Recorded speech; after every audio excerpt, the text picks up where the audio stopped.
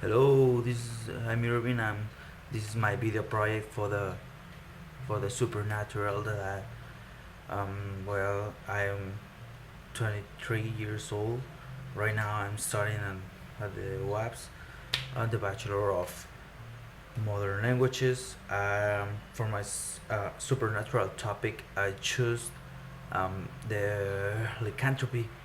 Uh, well, taking the most thing that I could take because it's a really extensive topic. But I just gonna mention some things for here and there from the myth and the truth and stuff like that. I guess it's it can be really interesting and also a little funny, but I hope you could enjoy this. Let's let's begin. Lycanthropy is the professed ability of or power of a human being to transform into a wolf or to gain wolf-like characteristics. The term comes from Greek lycanthropos, from lykos, that means wolf, and anthropos, which is human. The word lycanthropy is sometimes used generically for any transformation of a human into animal form, not wolves all the time. In the original myths and legends, lycanthropy is not given any specific cause other than being generally attributed to magic, which was maybe voluntary, a supernatural power, or involuntary, a curse. The notion of werewolves and other lycanthropies infecting humans through bites is a feature of modern fiction. Hollywood sold to us the idea that werewolves just transform itself in a full moon night, but that's just a myth. Another idea that modern fiction gave us is that the only way to kill them is to pierce its body with a silver bullet or knife. But as I said, this is just ideas that modern fiction have. Well, like we just saw, the lycanthropy, it is a really strange thing, or as it is said in the document that the teacher sent us and we all read, supernatural themes are often associated with paranormal or on and occult occult ideas because it just don't come from nowhere. It comes from some place or somebody or some kind of thing or problem.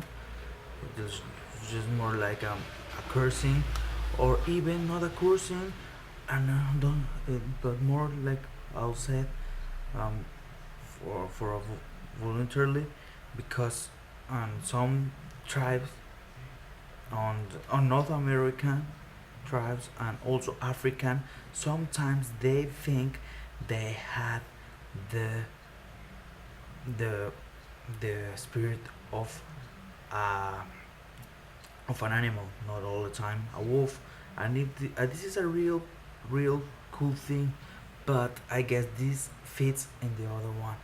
Also, quoting what I read, the unexplained phenomena and events, the supernatural concepts in the supernatural domain are closely related to concepts in religious, spiritually, and occultism, also spiritualism.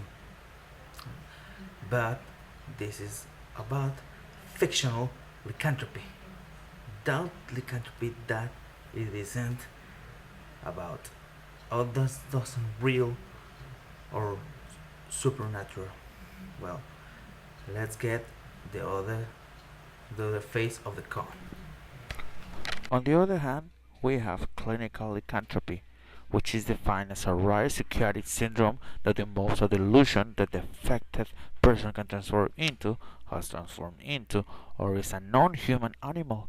Its name is connected to the medical condition of lycanthropy, a supernatural affliction in which humans are said to physically shift into wolves. Affected individuals report a delusional belief that they are in the process of transforming into an animal or have already transformed into an animal. It has been linked with the altered states of mind that accompany psychosis. The reality bending mental state that typically involves delusions and hallucinations, with the transformation only seeming to happen in the mind and behavior of the affected person. A study A patient reports in a moment of lucidity or looking back that sometimes feels as an animal or has felt like one. A patient behaves in a manner that resembles animal behavior, for example, crying, grumbling, or Well, we creeping. just saw that also exists a psychiatric problem about this, and it's a really interesting thing because sometimes are people that are in psychiatry, and it on an asylum. It's really, really impressive how people with this disease act. It was just like, what the hell this guy is doing, or something like that. He's crazy or something like that. But if we just sit and think about what is natural, is one thing that is really interesting. Also, we could take as the first clinical um, lycanthrope or werewolves. Also, it could be those that found the city of Rome, Romulus, Romulus and Remus, because they was raised by a wolf, a female wolf, and this is interesting. But just that is, it couldn't be proved that Romulus and Remus, Romulus and Remus were existed. It isn't easy to think if they were the first clinical lycanthropy that existed. So it was, I guess, just a little interesting fact.